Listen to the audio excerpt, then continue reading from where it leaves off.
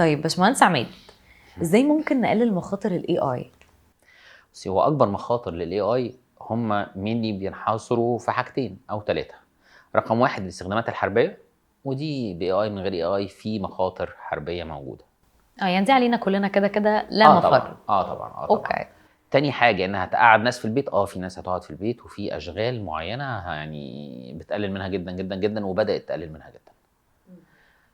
فدول اهم نقطتين احنا المفروض نتكلم عليهم في الاي اي. طيب ايه المخاطر التانية موجود اي اي؟ اهم خطر بالنسبه لي او انا شايفه هيقابل الناس عامه كلهم، مش مجال معين، ان هو بيضرب اي خصوصيه، ما بيحترمش اي خصوصيه، مصداقيته قليله شويه، اهدافه الخلفيه اعلى بكتير قوي من الاهداف المعلنه. يعني انت عارفه دلوقتي طبعا ان حتى الموبايل، لو انت ماسكه الموبايل بنت صغيره ماسكاه بيطلع لها حاجات، لو الاب او ام مسكوه يطلع حاجات تانية. ما هو ده برضه جزء من الذكاء الاصطناعي. فبالتالي انا عندي حاجه معلنه وعندي حاجه غير معلنه، فالقلق في الحاجات الغير معلنه مش المعلنه. طب ازاي حضرتك دلوقتي بتقول كده وفي نفس الوقت شايف انه احنا مضطرين ان احنا نواكب العصر وندخل في الاي اي؟ هقول لك حاجه، يمكن انت لسه شويه ايام ما طلع التلفزيون كان الناس كلها بتقول ايه، ما دخلش التلفزيون في بيتي خالص، دي قله ادب، ما ينفعش. مع التطور ما بقاش في بيت ما فيهوش تلفزيون. ده مثل بسيط جدا، بعيد بقى عن الاي، بعيد عن الكلام ده كله. فانت عندك تكنولوجي لازم تستخدميها، حاولي خدي منها الكويس والوحش سيبيه، انما لازم تستخدميها. ما ينفعش تقولي انا مش موجوده. مفيش حد دلوقتي يقول لا انا ما بدخلش التلفزيون عند البيت. مفيش حد ما عندوش كمبيوتر. ما الكمبيوتر هي منصه، في اللي بيستخدمها كويس وفي اللي بيستخدمها وحش، في اللي بيخش يتفرج على برامج تعليميه، في اللي بيخش هيتفرج على حاجات اباحيه. ده موجود وده موجود. ما هو الكمبيوتر بيقدم لك ده وده، الموبايل اللي في ايد حضرتك بيقدم ده وده. يبقى ازاي تحكمي ان في حاجه وحشه بشكل مطلق وفي حاجه حلوه بشكل مطلق؟ لا، مفيش حاجه اسمها كده. كل حاجه في جزء حلو وجزء وحش، المهم انت هتستخدمي ايه منها، انت هتوصلي لفين بيها. طب حضرتك ذكرت في كلامك انه في وظائف هتتضر بسبب الاي اي، يعني بالبلدي كده الاي اي هيقعد ناس في بيوتها. حقيقي بالنسبه الكلام ده هيحصل، لاني ببساطه مثلا يعني المخازن، عدد الهيومن بينجز اللي محتاجينهم في المخازن، عدد الموظفين او العماله قل جدا، لان احنا اعتمدنا على الروبوتكس. كان زمان العماله لازم تشيل وتحمل وتحط وكلارك ومش كلارك، دلوقتي بقى روبوت بيعمل كل الكلام ده. فبالتالي دي وظيفه من الوظائف اللي هتقل خالص. في زيها كتير قوي بقى، زي كل حاجه معتمده على الماشين ليرنينج. هي الماشين ليرنينج دورها انها تقلل العماله. بس نخش بقى بشكل تاني او بشكل مختلف. هم ليه لجأوا للماشين ليرنينج؟ ليه؟ لجأوا الماشين ليرنينج عشان هيوفر وقت، هيوفر مجهود، اكيد هيوفر عماله، هيديك دقه اعلى، هيقلل الغلطات البشريه. فبالتالي احنا خدنا منها او خدنا من البروسيس بتاعه الماشين ليرنينج مميزات كتير جدا. في عيوب، في عيوب طبعا احنا قلنا عليها، بس لا، في مميزات كتير لازم نستخدمها. ما ينفعش نقعد نقول لا احنا لا ما ينفعش نمشي العماله. هو فعلا ما تنفعش تمشي العماله، فهتضطر تقعد العماله الكواليفايد، العماله اللي عارفه تتعامل مع الماشين ليرنينج، العماله اللي عارفه تتعامل مع الروبوتك. مش هتقعدي العماله اللي مش قابله تتعامل مع ده. ما هو العامل هو اللي اختار يقبل ولا ما يقبلش بنسبه كبيره، عشان بس ما نبقاش جايين على حد. بس ذنب الناس التانية اللي عارفة ان 1+1=2 ايه؟ لو انا دلوقتي بسيط ومليش خالص في جو التكنولوجيا، ليه يتحكم عليا ان انا اقعد في بيتي؟ طيب هنتكلمها من ناحيه البيزنس ولا من الناحيه الانسانيه؟ بوث.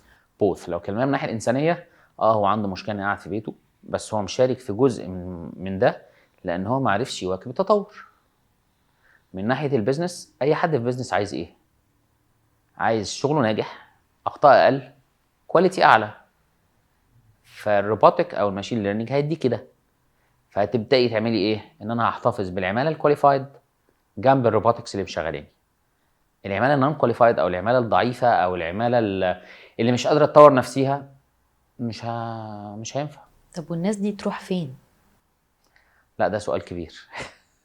ده سؤال كبير يتسأل للدول، انا ما اقدرش ارد عليه. بس قبل ما نقول هم يروحوا فين، هم من دلوقتي يحاولوا يجاري التطور. لو قدرت تجاري التطور اللي حواليك مش هتروح حته، هتفضل قاعد وشغال. طب عايزه اقول لحضرتك حاجه. في ناس كتير قوي ما عندهاش سوشيال ميديا بلاتفورمز، ومع ذلك الناس دي ناجحه وشغاله وبتعمل ماركتنج لنفسها بالورد اوف ماوث. يعني انا سمعت ان فلان الفلاني شاطر في كذا، فانا اروح اجرب معاه، مع ان ممكن ما يكونش ليه بيج، ممكن ما يكونش ليه ويب سايت، ومع ذلك شغال. طب ما هو دي ناس برضو ما واكبتش التطور ولا التكنولوجيا ومع ذلك اشتغلوا. نفس الكلام هينطبق على الاي اي. سؤال جميل جدا. يعني ايه بقى الناس دي شغاله، ويعني ايه هم ناجحين؟ ايه معيار النجاح، وايه معيار انهم شغالين او لا؟ بالنسبه لي معيار النجاح ان انا عارف اجيب فلوس، ان انا عارف استمر، اللي هي ايه الفلوس؟ اللي هي قد ايه؟ اللي هي بتكفيني وزياده. حلو. لو هو عارف يجيب اكس دلوقتي، وهو ما بيستخدمش السوشيال ميديا ولا الماركتنج ولا الدعايه ولا الكلام ده كله، عارف يجيب اكس، هو يا دوبك بيصرف على المكان. هو قدامه يجيب 10 اكس بس ما جابهمش عشان ما واكبش التطور. عندك الشركات العالميه كلها، في حد بعيد عن السوشيال ميديا او عن الدعايه؟ مستحيل. هل مثلا فودافون ولا موبينيل محتاجين الدعايه اللي بيعملوها في مصر؟ اكيد محتاجينها. محتاجينها ليه؟ تواجد. هو في حد ما يعرفهمش؟ تواجد existence. بس خلاص. هم بيعملوا كده علشان معروفين، فلازم يكونوا بيواكبوا ده، لانهم لو ما عملوش ده هيندثروا. لكن انا لو واحد شغال مثلا وفاتح يعني تعالى ناخد مثلا اكزامبل ان انا فاشن ديزاينر دلوقتي، اللي هو يعني كان الترزي والخياطه بتاعت زمان. لو انا دلوقتي فاشن ديزاينر وبعمل دريسز وبدل وحاجات حلوه، بس ما عنديش مثلا سوشيال ميديا بلاتفورمز، ما عنديش فيسبوك بيج، ما عنديش انستجرام، ما عنديش اي حاجه، بس لما بعمل حاجه حلوه الحد ده بيتكلم مع ناس تانية يقولوا لهم انا عملت ده من عند فلان الفلاني، فالناس تروح تجرب على سمعه الشخص ده. والناس، في ناس كتير شغاله كده. طبعا هما بالنسبه للمجتمع مش كتير قوي، لكن في ناس شغاله كده. فهل ده ممكن يبقى بيحصل نفس الكلام ده مع الاي اي؟ طيب، هنرجع نقطه بس صغيره كده. فاكره فيلم احمد حلمي لما قال لك انزل منتج كل نفسك قبل ما حد ياكلك؟ ايوه. طب ده المقصود بيه ايه؟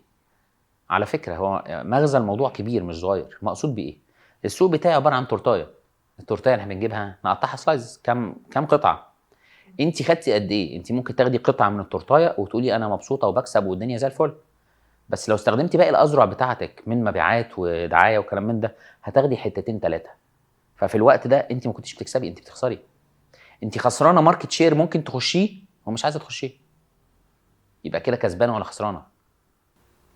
بالنسبه للماركت خسرانه، وبالنسبه لك؟ وبالنسبه له مش هيبقى حاسس بقى ساعتها بالخساره دي لو هو بيدخل الدخل اللي يكفيه. حلو، بس لو استخدم ده هيحس ان هو ايه؟ كان خسران. اشكرك، انت كده جاوبتي. اوكي. طيب، لحد دلوقتي هنكتفي بالجزء بتاع الاي اي لحد دلوقتي اللي اتكلمنا فيه مع باشمهندس عماد، واستنونا في بارت 2 من حلقات توكس بره البوكس وكلامنا عن الاي اي.